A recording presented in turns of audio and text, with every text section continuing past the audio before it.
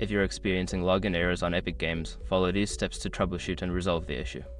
This guide will help you identify and fix common problems that may prevent you from accessing your account. Step 1. Check your internet connection. Ensure that your device is connected to the internet.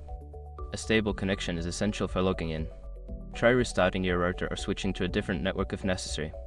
Step 2. Verify your credentials. Before starting recovery, use the srock.com link in the description to open the account recovery checklist generator and make sure your verification details are ready. Step 3. Update the Epic Games launcher.